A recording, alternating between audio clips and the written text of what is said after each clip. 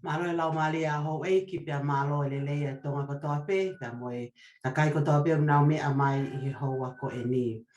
A Pacific warm greetings to everyone that is listening to us in this evening, and we welcome you into the space. So welcome into our Parenting During COVID-19 program for this evening. And this evening we have our guest for us tonight, and I will ask her for Judy to please introduce yourself to our audience tonight. Thank you. Malo e lelei, malo le soifua moa, ma le Langima'a, whaatalo whaatufo I te o le susunga whawhiangainga, Reverend Saane. And thank you for the wonderful invitation to join you tonight to have a bit of a talanoa about our parenting stories, as well as our parenting faux pas along the way as we kind of navigate the COVID-19 climate right now. So thank you again for the invitation. Thank you, Judy, and it is a privilege for us to have you with us tonight. And I will just actually get into it, Judy. Would you please share with us your story of how you were a parent and how you are parenting your own children? We would like to hear your story, please. Oh, I don't know if you're ready for my story, Reverend. Yeah, I have three wonderful sons, amazing boys. Would have loved to have a girl, but I didn't want to be that Samoan family that kept going and ended up with lots of boys. But yeah, my parents, wonderful, both Samoan chiefs.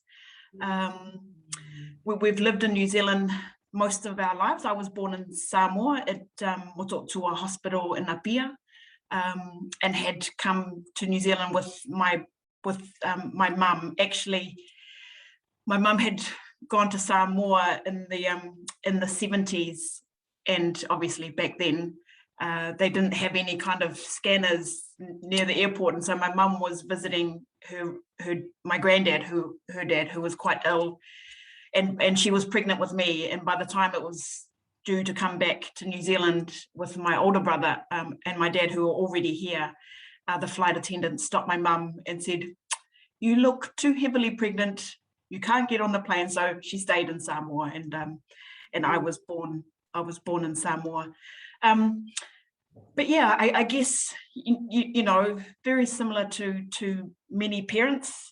You know, my story is unique to me, but hopefully there's opportunities for your listeners to glean some of the things that I think I've done relatively okay with, but also, you know, an opportunity to learn from mistakes, which I've had wonderful role models.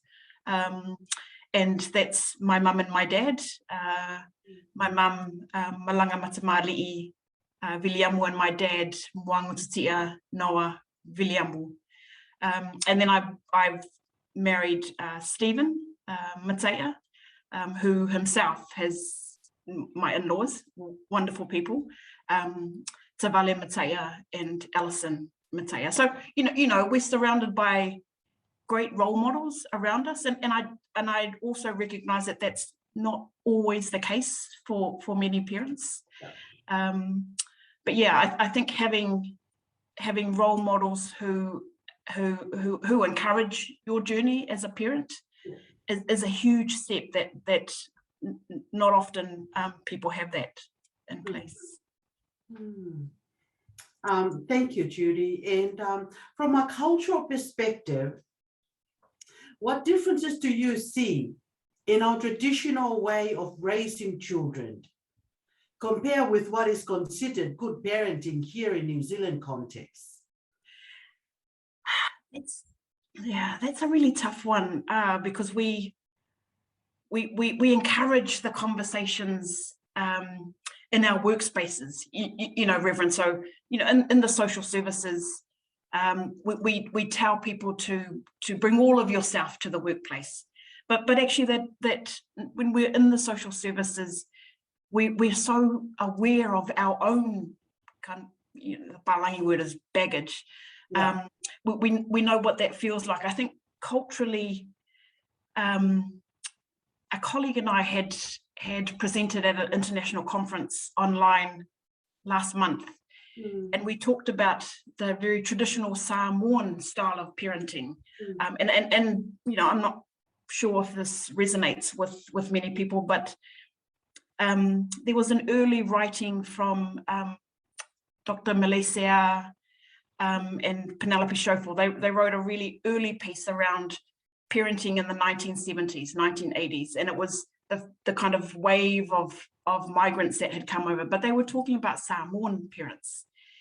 And at the time they described practices that were encouraged back in the islands. So it was every child has a role to play, in the family, whether you're the girl, or you're the oldest, or even if you're the youngest. There's also gender roles that are quite clearly marked out for children, and it's very respectful. Yes. And it's very hierarchical. Like and I know my mum was like this as well. You had to just observe what was happening, and that's how you kind of figured out your place in the hierarchy of the family. So that was a big one. And my parents are quite traditional. You're not involved in the decision making. You get told what to do, and your views are they're not recognized in the sense of as a child. But when you come to New Zealand and you're confronted with quite a Palangi way or a Western way, there's also things that we begin to learn. I know when Stephen and I first became parents, we made a very conscious decision to take on board the good things that our parents had, but also to change the things that were not so good for both of us. And Stephen grew up in Samoa, so quite the opposite from me. I was born in Samoa, but grew up in New Zealand.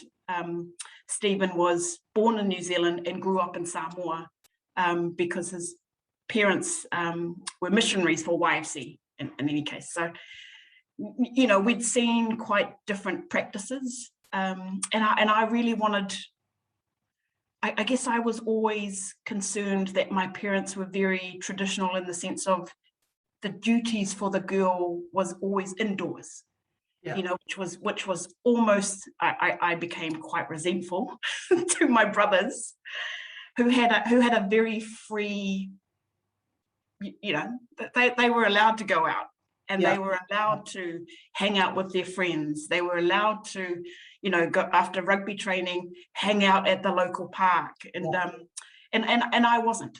I was very strictly school and home, but that's what they understood, and migrating to New Zealand and wanting to ensure that their cultural obligations moved over to us as the children. So when I became a parent, Stephen and I had decided, actually, we'll take the good things, and from both experiences, we'll take the good things from both our experiences and try and kind of merge that into our style. So, our boys are, at the different ages, who they all still live at home, Reverend. That's the other thing. but those sorts of things haven't changed. I'm not a look, I want them to stay home, and I try and help them to get ahead where they need to. So Stephen and I encourage our boys to participate in our decisions, which was not my upbringing, where I was just told, do this, do that, listen, don't speak when adults are around. You know, so I wanted quite a different environment for my sons, but I also wanted them to understand, actually, you help in the house too. This is not a girl's domain. It's actually for all of us. And, you know, my mum still gives me a bit of grief when she comes over and things aren't done properly. I'm like, well, I'll tell Noah to do it, or I'll tell Jared to do it. And my mum will be like, oh, in Samoan, she'll say, well, that's your job.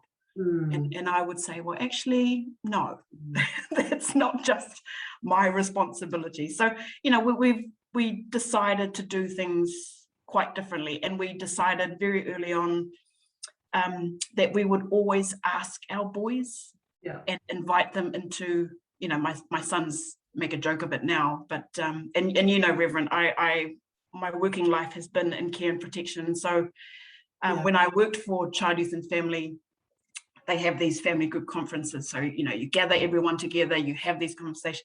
So when we bring the boys together, the boys are like, oh, Mum, you're not going to FGC us, are you? You know, like, but this was my way of saying, actually, your contribution is valuable. Like, I want to hear your thoughts about what me and Dad are thinking. And that's part of what I know my mum and dad did not do for us. And so I'm one of eight children. And so, you know, I love my memories, but I'm very clear there were things that I did not want to continue on for the next generations. And I believe that it's a very wise approach in my thinking, because you're not looking at what's wrong and what's right. It's about what's appropriate and what's suitable and what works for your own space. When we do parenting, I think what we actually see in our experience is that parents have just bring exactly the parenting style that was done to them and passing on exactly that to the next generation, in which it was probably a style that was brought from Samoa, that was brought from Tonga, has its own strength, but it's got to be nurtured and strengthened in an Aotearoa ground. Yeah, I totally agree. This is not Samoa, this is not Tonga, this is Aotearoa, and it got to be contextualized to make it fit. Yeah, so that's exactly right. And it's very interesting that you also, Judy, involve your children in the decision making and involve them and include them in responsibilities. The household has to work, and they've got a mother which is now the CEO for the Anglican Trust, with a lot of responsibility. And that means that a lot of your duties at home, responsibilities, will have to delegate. Someone has to cook, someone has to clean up, someone has to do the dishes. And it's interesting that you label it or name it as that the grief of your mother. Because it's a grief that she lost her way of thinking, that you should be a version of herself in terms of your parenting. You carry a value that it's well fitted for yourself and your family. Yeah, and you know to do that. Yeah, and you know the other interesting thing, Reverend, a lot of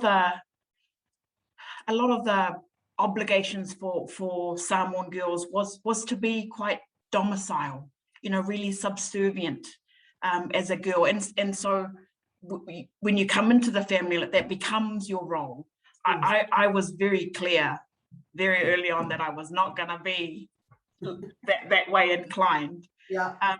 But I think, you know, again, like you described, it was a nurturing of that for me. And so I'm really clear with my nephews and nieces. When my brother's children are around, you know, I'm very quick to challenge my brothers around their expectations of what boys and girls role should be. And again, it's explaining the context that actually we're growing up in Auckland. Yeah. We're not in Apia, in the villages. Yeah. That we have a different opportunity to, to invest in the next generation and sow seeds that will produce, different things, confidence and courage and being able to just speak out and advocate and hear your voice, because that was not really the thing to do back then. No. So that was actually such a strength. That is such a strength to be able to contextualize that without feeling guilty. Because some people are feeling guilty or torn in between. Should I go the cultural, traditional way, inverted comma, or should I actually cut off everything and just raise them as Samoans being born and raised in New Zealand? So, but being able to weave the two together, it is such a strength. But now we're actually in a space now, Judy, with COVID-19. COVID-19 have entered into our space of parenting, and parenting alone, as we have talked about, is very challenging. It is very challenging. And let alone of that challenge, on top of that, COVID-19 have invaded our space. Yeah. And it has taken away some people's income. People have lost their jobs. No, I don't have to continue to name it. You probably know a lot more than I am. But on both personal and professional level, what advice would you give to the parents regarding building a healthy relationship and communicating with their children during lockdown? Yeah, I mean, communication is key. Because I think I remember long ago, I'd read a book that was about love languages, and then I think it was the same guy. He wrote something again on love languages for children. Yeah. And one of the things that I was so acutely aware of is my sons communicate to me in different ways. Yes. My 24-year-old is so starkly different from my 21-year-old that often I think, how did I give birth to these two very different boys? But actually, I learned really early on that my older child, he was always very affectionate. He loves the being able to hug Stephen or I. He's very fond of just when he's done something well. I know that if I just put my hand on his shoulder or a pat on the back, like those are the things that for him, really you can see when your child feels uplifted. Yeah. And I think over COVID, when there's so many things that young people and children are having to contend with, sometimes we don't recognize when those stress levels just slowly creep into their behavior. And so I know when things are affecting any of my boys. When my youngest one, who's 12, just started college at Liston College, and he was quite stressed about the COVID vaccination, vaccine. And I think some of it was him listening to his friends, also him being exposed to lots of things. He has a phone, he has a laptop for school, and so different things pop up on his screen. So we sat down as a family to talk about the vaccination and to talk about what that means. But also I could see that he was really nervous about the vaccine, whereas my husband and I and the two older boys, we'd done our own research around it. We talked about what was available, but actually we needed to talk to it in a way that my 12-year-old would understand, because I could see he was really anxious on top of having to do online learning and everything. So part of it was recognizing, I need him to be able to talk about it at his own time. Yeah. You know, whenever he was ready, but we would just drop in hints around, you know, is there anything that you're worried about? You know, what are the things that make you nervous? Without saying you're just going to go and do it because that's what the law is. You know, it was really allowing him time to be able to come to Stephen and I, but also, you know, seeing how quite different he behaves. And we try to instill, you know, when your household is locked down, you know, the first month actually, when it's just your own household, talking to your own household. You know, and when you start to notice different things and that might have crept in, whether they were a little bit more withdrawn or they get so fixated on different things. As parents, those are little cues that allow you time to talk with them and just to be able to unpack what's happening, but do it in a way that, you know, you're not demanding, that they, you know, that you invite a space for them to be able to say it through their own words, you know, articulate it in their own way. And sometimes they don't have the words to say it out loud, but even if it's just when you notice the stress levels, you know, maybe it might just be something simple as, you know, are you sleeping well? You know, are you finding yourself waking up at night? Because all of those things affect, you know, the imbalance. But I think communication is a big part of it. And for us as parents, is being switched on to understanding when something feels a little bit out of kilter with your children. No one knows your child better than you, you know. So, you know, if patterns change or they do things differently, or they start to be quite repetitive and asking things, then you know something's on their mind, you know, that something feels quite heavy for them. And I say this, I don't have daughters, but you know, the boys communicate quite differently from when I see my nieces. But also, you know, it's even when you go for a walk. So, you know, both my sons play Premier Rugby, and so they've wanted to keep fit. And so having routines, I think that's a good thing. If you can maintain a routine, maintain good sleeping habits, maintain good nutrition. I think we're just eating everything that's in the fridge. That's not the good thing to do in the Samoan household. But, you know, I think those things are enough for you to just notice when one of your children, when things look like they're heavy for them.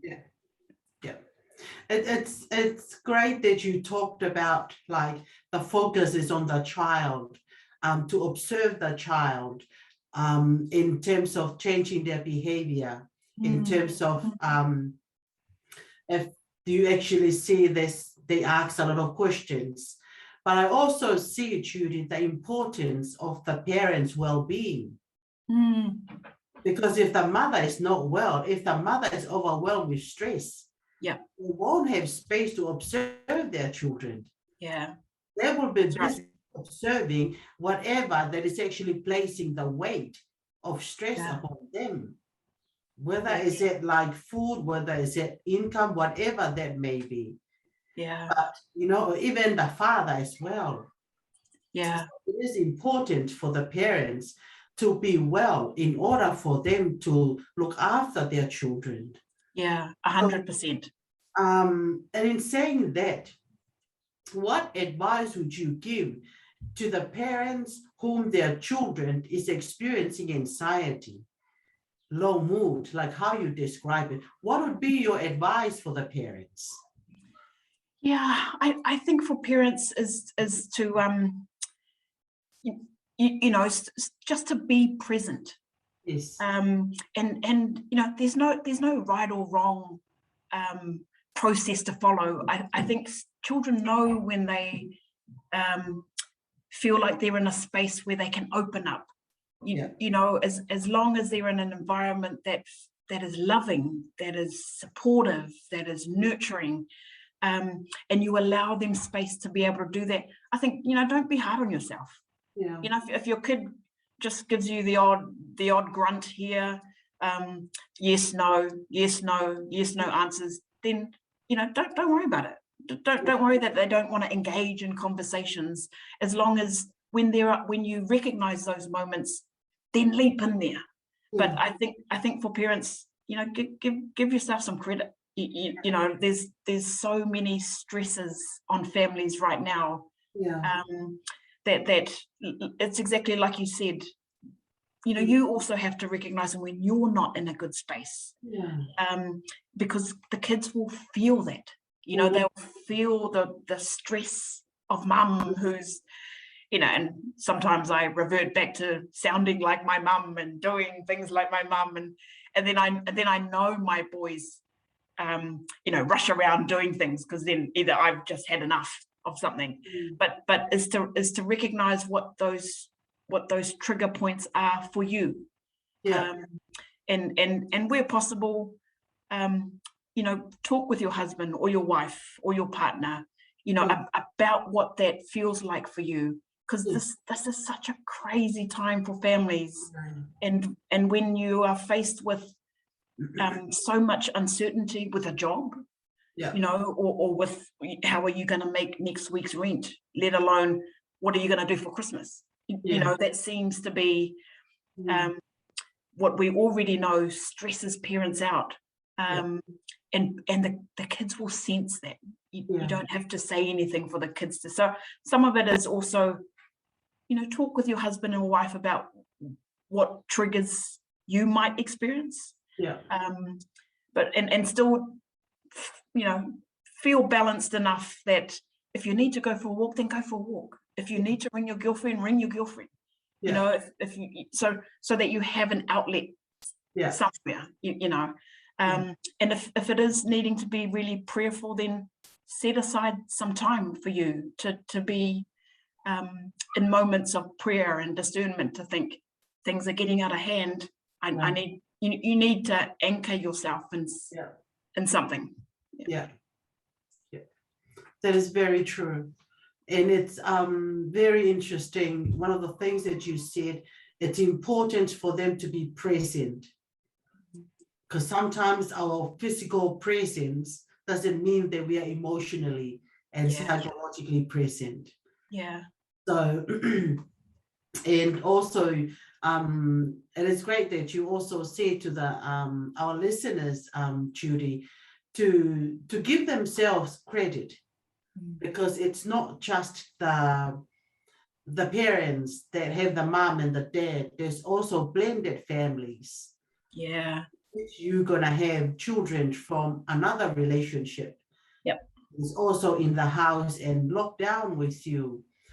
And it usually have a lot of challenges in that space. But it's important that that they also be present for themselves, in terms of like have some time for themselves, even if there's no whatever that they can do, even if it just like spend some time in God's presence and pray and let it all out to God. Because we don't need perfect parents, because they don't exist. What we really needed are good enough parents. Absolutely. Amen. Good enough, just good enough. Because our God has got our back and always will never leave us nor forsake us. So I think that was just an encouragement for the parents.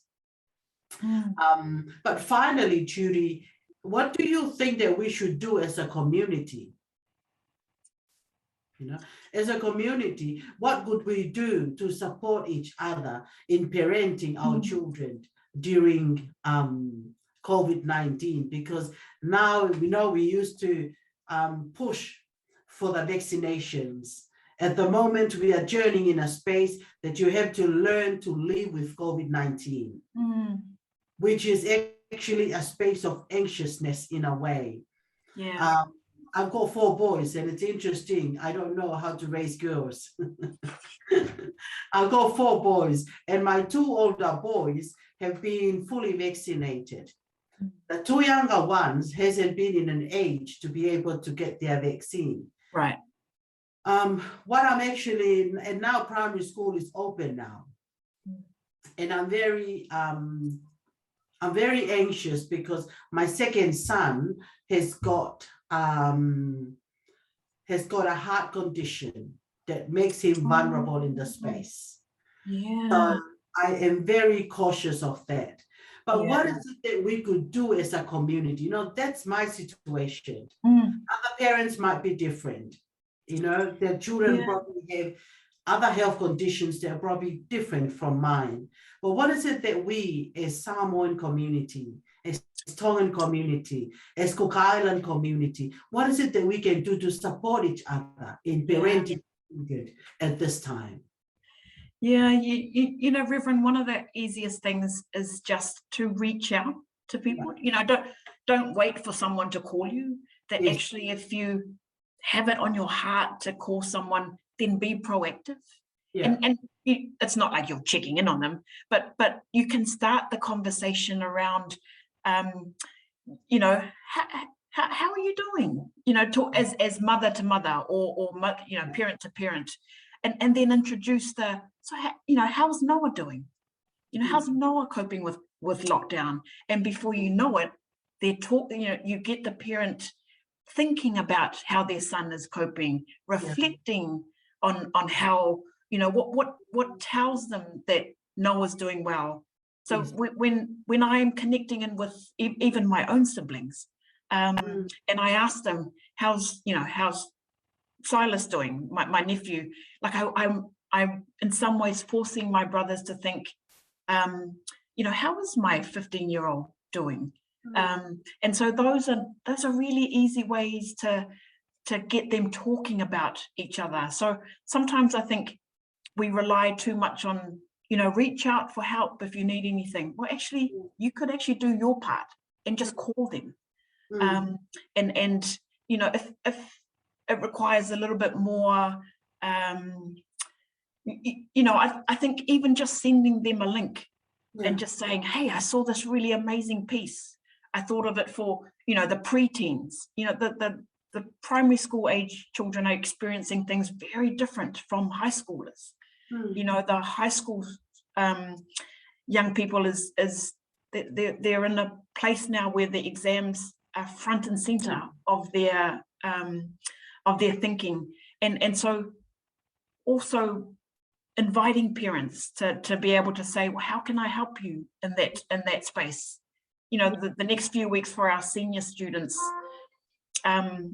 is going to be so nerve-wracking for them, but actually even for parents. I remember when I was studying right through high school and university, I knew my mum couldn't help me with my university subjects, but all she would do was you know, make cups of tea for me, and she'd open the door and see that I was still studying, and she would just say, do you want another cup of tea? Well, actually, that's what you can do. And you know, it's also still letting your child know that you're there for them. You might not know anything about calculus or physics or the English exam they're sitting, but just being present for them to know what's happening for them. So I think sometimes we rely on just saying, you know, reach out if you need a hand, but actually sometimes you might just need to just pick up the phone and say, hey, Saane, how are you doing? How has COVID been for you? And then I would ask you, how's so-and-so experiencing COVID, you know, your oldest boy or whatever. That's actually a really good point, because there was a conversation with a psychiatrist who works at Waikato Hospital.